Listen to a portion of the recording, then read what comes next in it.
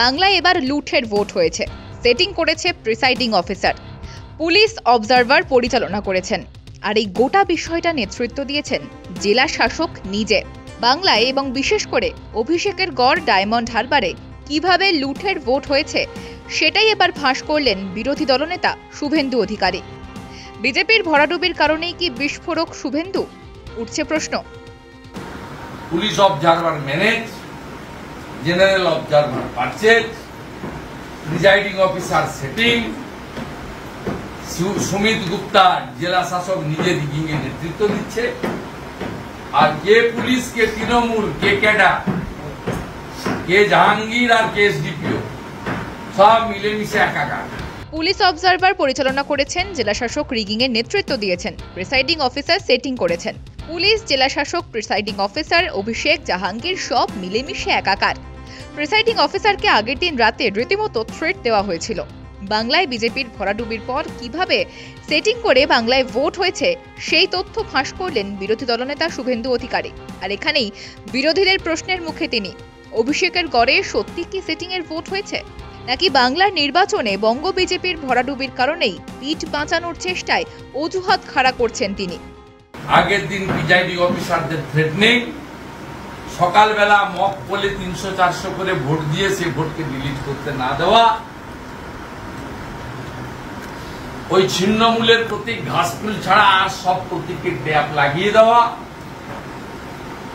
এজেন্টদেরকে ঢুকতে না দেওয়া, যে কটা ঢুকেছে 8টা প্রার্থী এজেন্ট ছিল, একটা অফিসিয়াল 7টা ড্যামি, 8টা করে গুন্ডাকে গুঁতো মেরে বের করে, মানে আপনাদের একজনকে বের করে দেওয়া, একই জিনিস গণনাতে করেছে।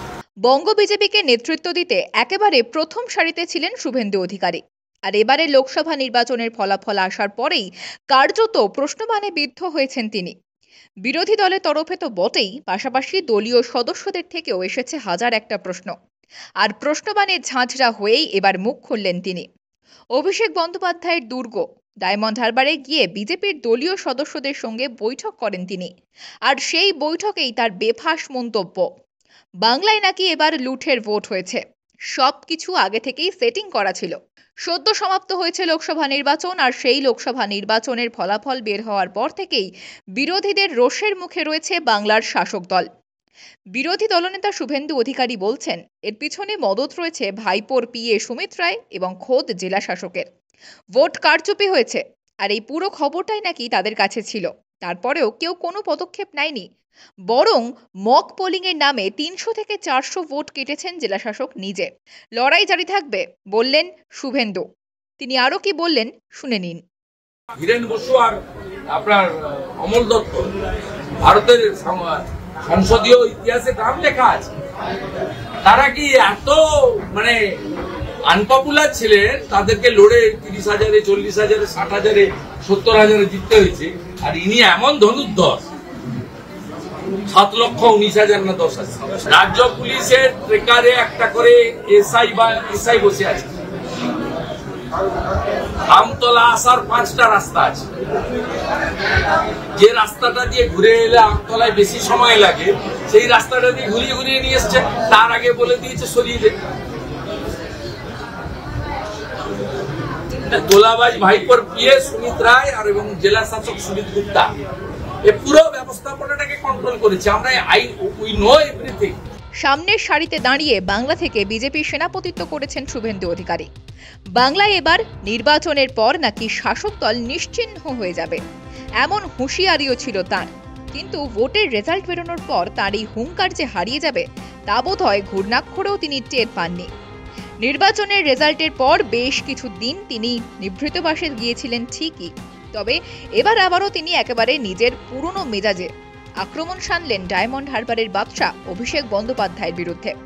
রুখে দাঁড়ালেন বাংলার শাসক দলের বিরুদ্ধেও, দিলেন ছেড়ে না দেওয়ার হুঁশিয়ারি। একই সঙ্গে বাংলায় ভোট দুর্নীতির পর্দাফাঁস করার ইঙ্গিত রইল তাঁর কথায়।